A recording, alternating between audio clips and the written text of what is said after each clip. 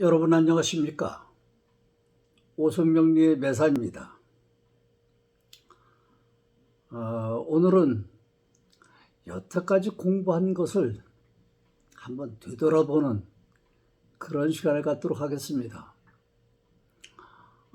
며칠 전에 광주에서 아파트 현장에서 붕괴 사고가 일어났죠. 기초가 튼튼하지 않고 원칙을 잘 지키지 않으면 그런 불의의 사고가 일어나게 되겠죠. 저희들 그 학문도 마찬가지입니다. 기초를 든든하게 이렇게 세워가지고 공부를 해야 꼭대기 높은 단계로 넘어갈수록 좀 더 확고한 그런 학문이 되리라고 생각합니다. 우리가 사주팔자 하게 되면 여러분들이 많은 공부를 하셨기 때문에 이젠 팔자가 뭔지, 오행이 뭔지, 또 식간, 십이지가 뭔지 이런 것을 여러분들 다 배워서 잘 알고 계십니다. 그런데 막상 우리가 이렇게 질문을 해보면 또 답이 잘 안 나오는 경우가 많습니다. 예를 든다면 오행이 뭐지? 음양이 뭐지? 오행이 뭐지? 상생이 뭐지? 상극이 뭐지? 이러면 여러분들 금방 다 잘 아실 겁니다. 자, 오행이 뭐지? 하게 되면 여러분들이 머릿속에 금방 떠오르는 것이 목화토금수다. 우리 학문에 자꾸만 질문을 하는 데서부터 의문을 가지고 자꾸만 질문하는 데서부터 시작해야 됩니다. 오행은 뭐지 하게 되면 목화토금수. 그럼 목화토금수는 또 뭐지? 별 이름이다. 그럼 생뚱맞게 왜 우리 사주팔자를 논하는데 별 이름이 등장하지? 별은 낮에 뜨나요? 밤에 뜨나요? 이런 문제들을 여러분들 스스로 자꾸만 의문을 가져봐야 됩니다. 우리 팔자가 무엇으로 이루어졌습니까? 육식갑자로 이루어져 있죠. 육식갑자가 뭡니까? 지구의 공전과 자전에 의해서 만들어진 글자죠. 그렇다면 우리가 별 이름을 그냥 등하시는 것은 안 되겠죠.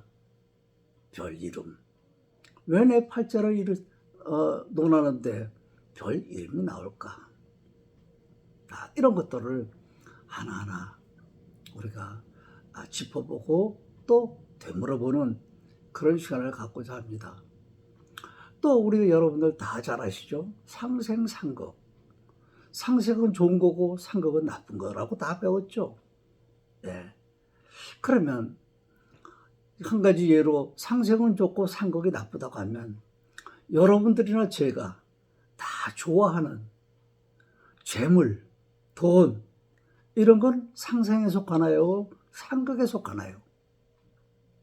그렇죠? 네, 상극입니다. 상극은 나쁜 거로 배웠는데 왜 또 우리가 제일 좋아하는 돈은 상극에 속할까요? 이렇게 우리는 팔자 공부를 하면서 이렇게 일획적인, 일방적인 그런 공부를 많이 했습니다. 상생과 상극은 좋고 나쁘의 개념이 아니고, 예를 든다면 또 상극하는 우리 그 명에서 상극하는 성분은 남자나 여자를 불문하고 상극하는 장소가 어디죠? 아버지죠. 그럼 자식과 아버지. 상극하고 하는 문제가 아버지와 자식 간에 상극하는 건가요? 그렇지 않죠. 물론 자식하고 아버지하고 사이가 나쁜 사람도 있습니다만 그건 어쩌다 예외고요. 아버지하고 자식은 사이가 좋은 겁니다. 그렇지 않습니까? 네. 그런데 왜 상극으로 되어 있을까요? 이 상생상극을 배울 적에 우리가 좋다 나쁘다를 배우는 게 아니라 우리가 그 평형을 잡는다, 균형을 잡는다 그런 쪽에서 우리가 접근을 해야 됩니다. 우리가 다 좋아하는 이런 재물, 또 우리가 제일 좋아하는 관성, 인성 이런 거 다 있지 않습니까? 그런데 이런 것들이 왜 조화를 이루어야 되느냐, 균형을 맞춰 줘야 되느냐 하면 우리 가만히 머릿속에다 넣고 보십시다. 우리 오행을 돌아가게 되면 비식, 재관인 이렇게 돌아가지 않습니까? 그 가운데 기준으로 비를 기준으로 해서 오른쪽과 왼쪽으로 두 가지의 성분이 나눠지게 되죠. 오른쪽에 뭐가 있습니까? 식신과 상관이 있죠. 또 그 아래엔 뭐가 있습니까? 편재와 정제가 있죠. 왼쪽에는 어떻습니까? 편관과 정관이 있고, 또 그 위에는 인성이 있죠. 편인과 정인이 있습니다. 나를 기준으로 해서 가운데를 쪼개서 봤을 때 오른쪽에는 식신상관, 그 밑으로는 편재와 정제, 왼쪽으로는 편관과 정관, 또 그 위에는 편인과 정인 이렇게 나눠져 있죠.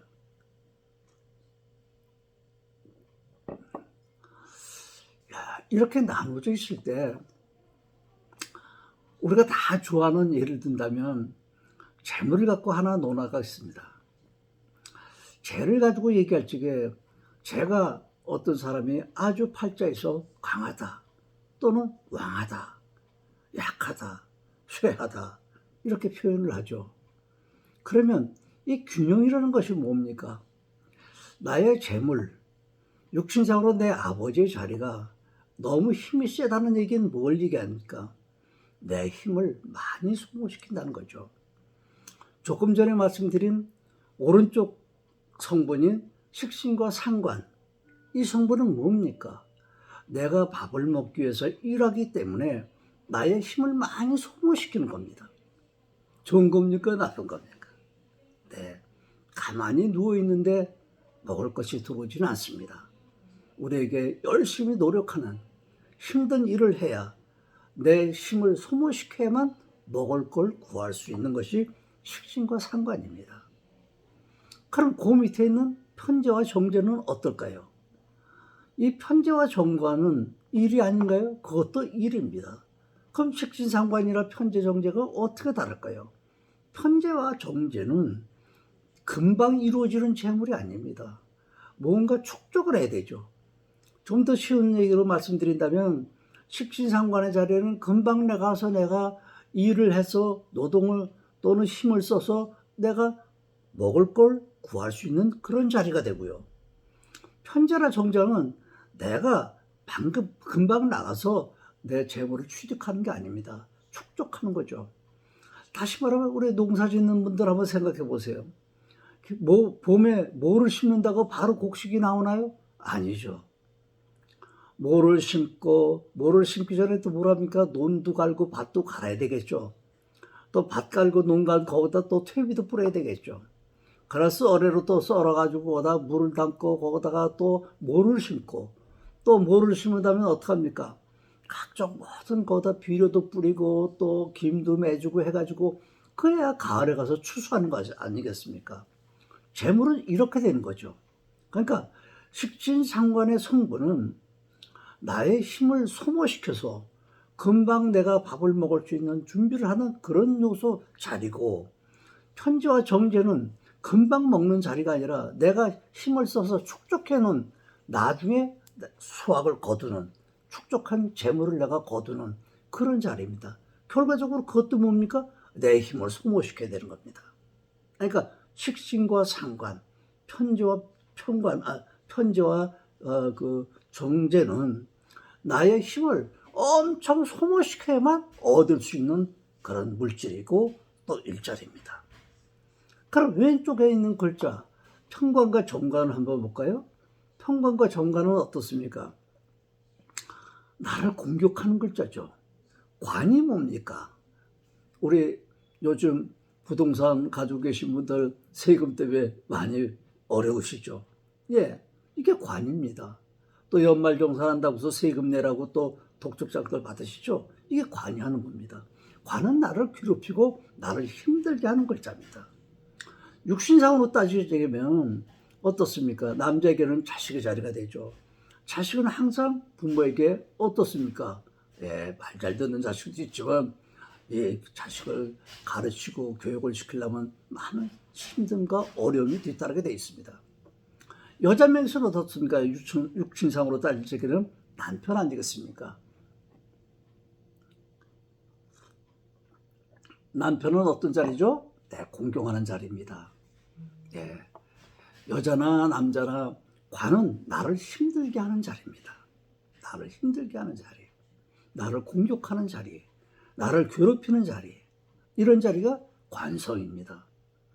그 위에 있는 인성은 어떻습니까? 인성은 편인과 정인으로 나눠서 우리가 공부할 때 뭐 정인은 나를 낳아주신 어머니고 편인은 성우라든지 계모라든지 그렇게 표현합니다만, 그런 문제를 떠나서 성우도 계모도 나를 낳아주신 엄마도 다 나에게는 소중하신 분들입니다. 오로지 나를 도와주는 성분은 이 인성밖에 없어요. 우리 엄마밖에 없다는 얘기입니다.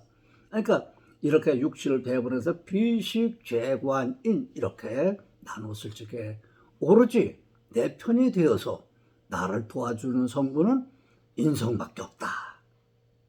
그럼 인성이 좋은 거죠. 그런데 인성이 다 좋습니까? 이렇게 또 질문 한번 해봐야 됩니다. 인성은 좋은 거다. 식신과 상관, 편재와 정재는 내 힘을 엄청 소모시켜서 나를 힘들게 하는 것이고, 관성은 나를 공격하는 글자고 나를 해코지하는 글자고 나를 괴롭히는 글자니까 나한테 또 좋지 않은 글자죠. 인성만이 오로지 내 엄마 편처럼, 엄마가 내 편인 것처럼 나를 도와준 글자가 인성이다. 그런데 이 인성이 여러분들 팔자를 이렇게 볼 적에 어떤 사람 명에 인성이 아주 왕하다, 강하다. 강한 거, 왕한 거 여러분들 다 배우셨죠? 예. 인성이 강하기도 하면서 아주 왕하다. 힘이 있다는 얘기죠. 그럼 여러분들, 우리가 힘이 있다? 이럴 때 뭐라고 그랬습니까? 야, 격으로 잡는다 그랬죠. 격국. 예. 그럼 이렇게 인이 왕하다고 하실 때 그 사람의 팔자에 격은 뭡니까? 격국으로 했을 때 인수격이다. 인격이다. 이렇게 얘기하죠. 그 인격 얘기가 나올 때는 이 팔자 중에서 가장 힘이 세고 왕성한 그런 글자가 인격이구나. 이걸 우리 실생활에다가 조금 이제 접목시켜 보면요.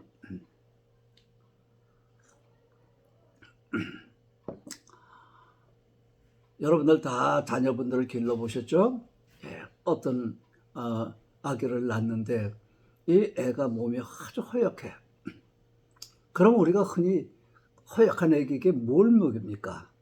인삼, 녹용 이렇게 각종 좋다는 보약을 다 먹이죠. 이렇게 몸이 허약할 때 인삼, 녹용은 그야말로 좋은 약이죠. 그런데 아기가 아주 우량하고 튼튼한 아기로 태어났어. 그런데 이런 애에게 내가 자꾸만 부모가 사랑한다고 그래서 인삼, 녹용이라든지 보약을 자꾸만 먹이게 되면 그 아기가 어떻게 되겠습니까? 그 어린이는 비만증에 걸리고 오히려 더 좋지 않은 질병에 걸리게 되겠죠. 그러니까 인성이 좋은 겁니까? 나쁜 겁니까? 이럴 적은요. 이럴 때 좋지 않죠. 그러니까 여러분들이 어떤 명을 볼 적에 비식, 재관인을 딱 놓고 볼 적에 균형이 잡혀있나 안 잡혀있나를 본다고 제가 말씀드리는 겁니다. 인성이 좋은 거지만 인성이 너무 힘이 세서 너무 힘이 과해서 우리가 과유불급이라 그랬죠. 너무 힘이 세고 너무 좋은 것도 좋지 않다. 이걸 우리가 과유불급을 하지 않습니까? 이럴 적에 인성이 너무 힘이 셀 때는 우리 팔자 그 다음 성분이 뭐가 있어야 되겠습니까? 바란스를 맞춰주려면 인성이 너무 힘이 세다. 그러면 인성을 뭐로 공격해 주죠? 네, 재성으로 공격해 주죠. 이럴 때 재성은 반드시 있어야 된다는 얘기입니다. 이럴 때 재성이 반드시 있어야 될 때 이 재성을 우리가 뭐라 그런다고요? 예, 이걸 갖다 우리가 용신이라 그러는 거죠. 필요하다는 겁니다. 예, 어느 한쪽이 너무 지나친 힘을 갖고 있을 때 그것을 제어해 주는 그런 글자가 있어야 된다는 얘기입니다. 그러니까 제어해 주는 방법이 두 가지가 있죠. 하나는 이렇게 직접적으로 제어해 주는 방법이 있고, 하나는 여러분들 힘을 뺀다는 얘기죠. 설계한다고 그러죠. 설계한다고. 어떤 사람이 어떤 명주가 너무 힘이 세게 되면 뭐가 있어야 됩니까? 너무 세게 되게 되면 두 가지 방법이 필요하겠죠. 하나는 관성이 있어가지고 제어를 해주든지, 아니면 식신이나 상관의 글자로다가 힘을 빼준다, 설계준다든지. 이런 글자가 뭡니까? 이게 용시라는 거죠. 여러분들 격국용시를 상당히 어렵게 생각합니다만 결국 용시라는, 격국이라는 게 이럴 때 얘기가 나오는 겁니다. 어떤 팔자가 그 명주를 계산했을 때 주변의 환경이 균형이 맞아야 되는데 어느 한쪽에 균형이 맞지 않게 너무나도 힘이 세. 그러면 힘을 제어해 주는 방법이 두 가지가 있다. 하나는 직접적으로 공격을 해서 그걸 제압하는 방법이 하나가 있고, 또 하나는 직접적으로 제압하는 것이 글자가 없다면 설계시켜서라도 그 힘을 좀 빼줘야 균형이 맞지 않겠는가. 그래야 그 사람의 건강한 그런 삶을 살아갈 수가 있는 겁니다. 어떤 성분이 이렇게 하나 두드러지게 너무 힘이 세다면 반드시 그거를 제어해 주는 글자, 그 글자를 우리는 뭐라고 한다? 용신이라고 한다. 여러분들이 격국용신을 공부할 적에 수뇽의 격국과 역용의 격국이라는 걸 배워보셨을 겁니다. 그러니까 수뇽의 격국은 뭐고 역용의 격국은 무엇이란 말인가?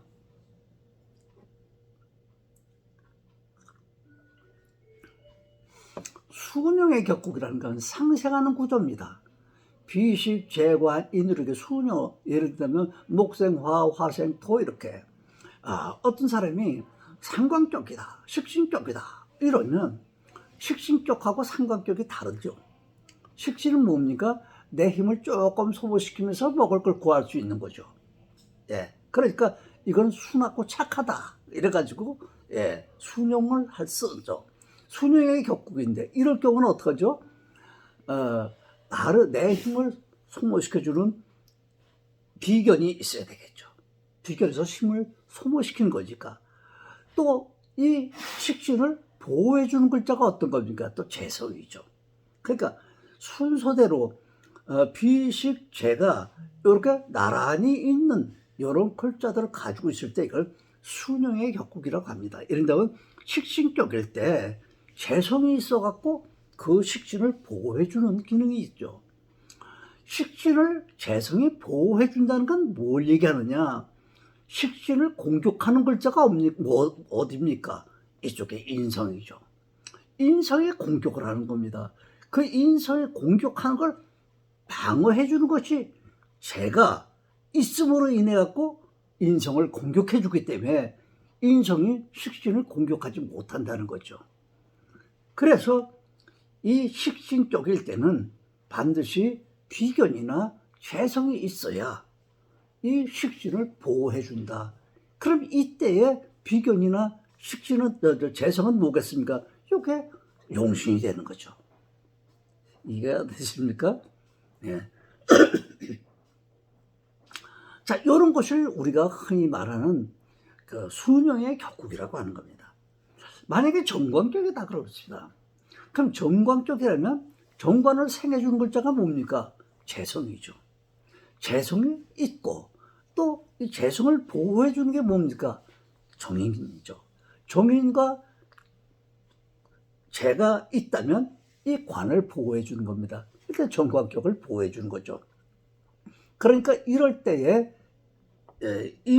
인성이나 재는 뭐가 됩니까? 이게 바로 용신이 되는 글자다.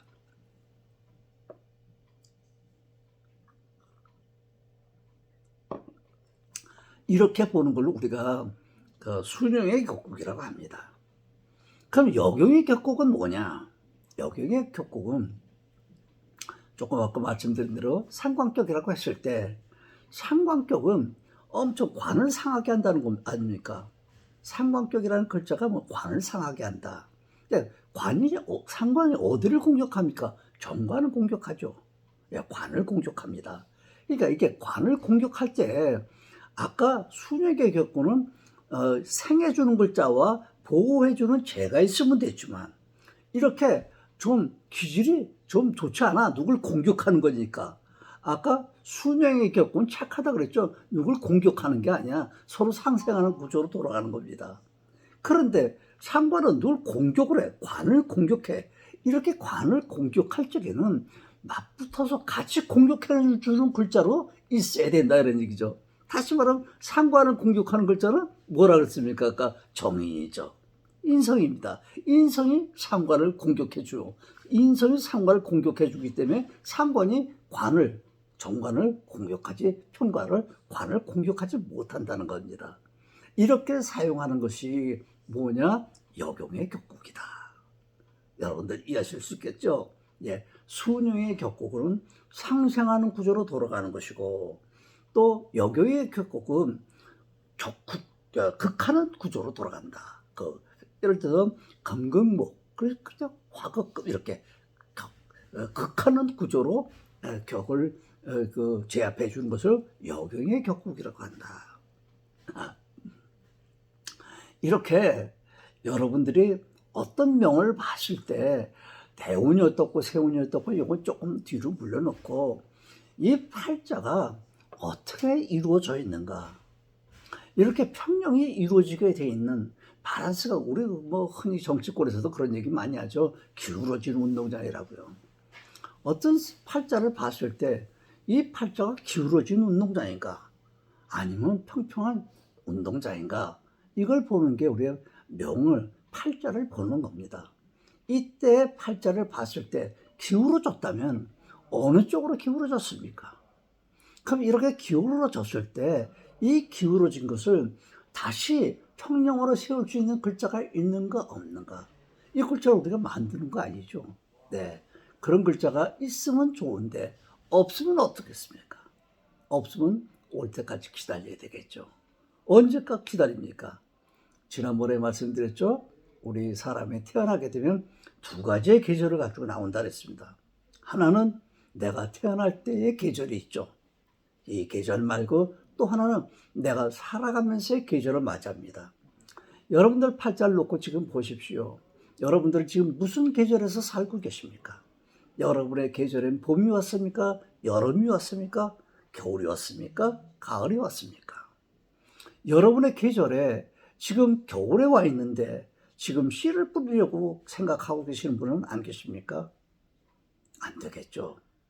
여러분의 계절에 봄이 왔을 때 씨를 뿌리고 가을에 추수하는 것이지, 꽹꽹 얼음 위에 지금 씨를 뿌려서 그 씨가 제대로 발화가 되겠습니까? 그러니까 여러분의 지금 계절이 어떤 계절에 와 있는지를 여러분들이 지금 보셔야 됩니다. 첫 번째, 내 팔자가 어떻게 평형을 이루고 있는가, 기울어졌다면 어느 쪽으로 기울어졌는가, 비식재관 인중에서 어느 쪽으로 기울어졌는가를 여러분들이 보시고 그 기울어진 그 운동장을 다시 세울 수 있는 글자가 나한테 가지고 있는가. 천간에 드러나 있지 않다면 지지에는 있는가, 지지에 없다면 지장간에도 있는가, 이런 것들을 검토해 보시면 됩니다.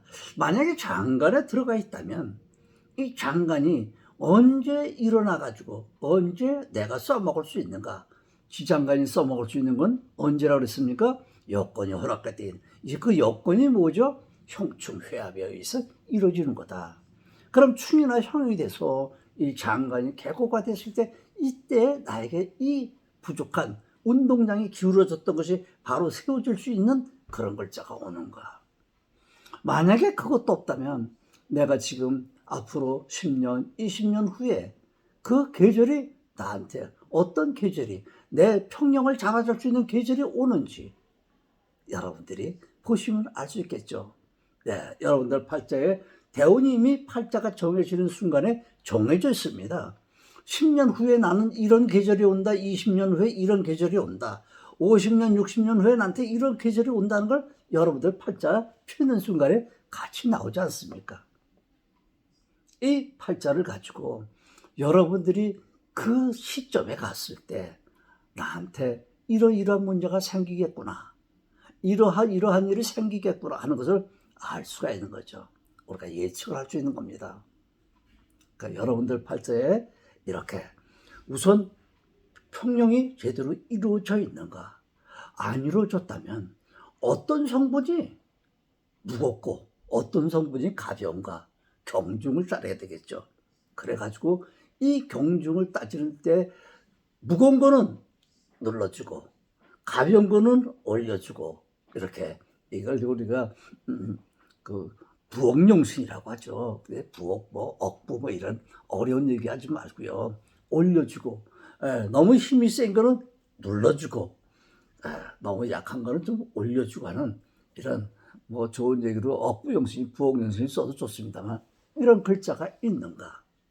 만약에 없다면 내가 세월에서 아니 대운에서 오는가를 그 시점을 보게 되면 내 삶이 이렇게 흘러가는구나 하는 걸 우리가 예측할 수 있지 않겠습니까?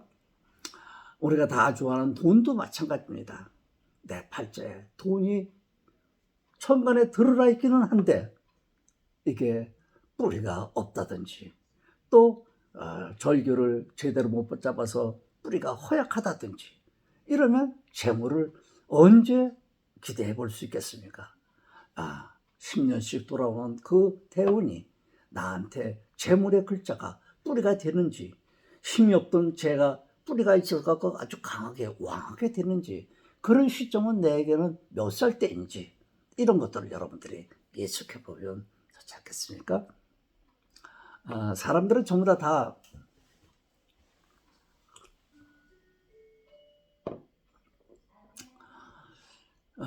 부자로 또 행복한 삶을 살아가고 싶어 합니다. 그런데 그게 다 마음과 뜻대로 잘 안 됩니다. 왜 안 됩니까? 제가 이제 이런 글을 좀 써본 적이 있는데요. 우리 인간이 태어날 때 태어나고 싶었다고 태어난 사람 있습니까? 혹시? 없을 겁니다. 내가 태어나고 싶다고 태어난 거 아닙니다. 그럼 내가 이 세상을 하직할 때 이때 내가 가고 싶다고 갑니까? 가기 싫다고 안 갑니까? 이것 또한 내 뜻하고 전혀 관계가 없습니다. 다시 말하면 내가 이 세상에 태어나서 가는 길이 정해져 있다는 겁니다. 너는 부자로 살다가 가라. 너는 가난하게 살다가 가라.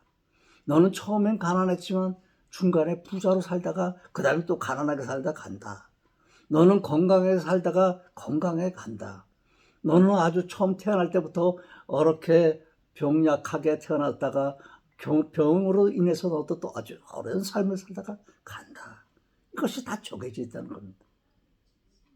그러면 건강하고 부자로 살기로 태어난 사람이라면 얼마나 좋겠습니까만 이렇게 악조건으로 태어난 사람은 정말 살맛이 안 나겠죠. 그러나 희망을 가지십시오. 왜냐하면 우리 조물주님은 우리 신께서는 우리 하나님께서는 우리 부처님께서는 자기가 믿는 모든 신도 좋고 또 신이 없으면 무신론자도 좋습니다. 다 공평하게 만들었다. 다 주질 않았다. 돈을 줬으면 또 다른 문제를 안 줬습니다. 돈 하나만 갖고 얘기해 볼까요? 우리나라의 재벌급 많은 여러분들 다 잘 아시지 않습니까? 우리나라의 재벌들이 돈은 엄청 많습니다만 또 우리들이 겪어보지 못한 아픔을 다 겪으신 분들입니다. 이렇게 우리 조물주님 뭘 주고 뭘 안 주고 동전의 양면처럼 균등하게 주셨지. 일방적으로 다 좋은 것만 주고 일방적으로 다 나쁜 것만 주고 그러지는 않았습니다. 반드시 우리에게는 이렇게 균형 잡힌 삶을 우리에게 줬습니다. 우리가 그걸 느끼고 깨닫지 못할 뿐이죠. 어떤 사람에게 돈을 많이 줬을 때 그 사람을 보면 돈만 보고 아유 난 저렇게 왜 조물주는 나한테 저런 돈을 나한테 안 줬나 원망만 했지. 그들의 아픔도 느껴보지 못했죠. 또 나는 돈은 비록 없지만 이런 건강을 가지고 있고 나는 이렇게 행복하게 살 수 있다 하는 것도 여러분들이 느끼셨으면 좋겠습니다. 우리 젊으신 분들이 가끔 와서 선생님 난 돈 언제 법니까? 언제 들어옵니까? 할 때 제가 이런 말을 합니다. 요 옆에 가면 8번 출구로 나가게 되면 센텀병원이라고 있다. 그 센텀병원에 가서 8층에 10층에 그 중환자실에 가서 잠깐 보고 와라. 그러면 여러분들이 지금 가지고 있는 돈, 지갑에 있는 돈 몇 푼이 돈으로 생각하지 않는다. 당신이 가지고 있는, 우리 젊은이들이 가지고 있는 그 건강이 그게 돈으로 환산될 수 있는 겁니까? 아니죠. 엄청 돈으로 계산할 수 있는 큰 재물을 갖고 있으면서 지갑에 돈 몇 푼만을 돈도 하고 있는 겁니다. 내가 가지고 있는 것이 무엇인가를 찾으면 행복한 삶을 살아갈 수가 있습니다.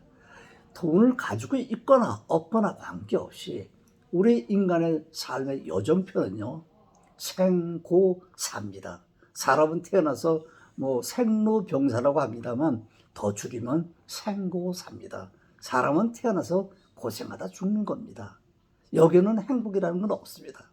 행복은 내가 만들어서 행복해지는 겁니다. 우리가 사주팔자 공부를 왜 합니까? 남의 팔자를 쪽집게처럼 알아맞추려고 공부하는 거 아닙니다. 나를 알기 위해서입니다. 나를 알게 되면 가질 수 있습니다. 뭘 가질지? 행복을 가질 수 있습니다. 그냥 천방지축으로 나에게 없는 재물을 쫓아서 이리 뛰고 저리 뛰고 에너지를 낭비하지 않습니다. 또한 우리 사주팔자 공부하시는 분들은 공짜 같은 거 바라지 않습니다.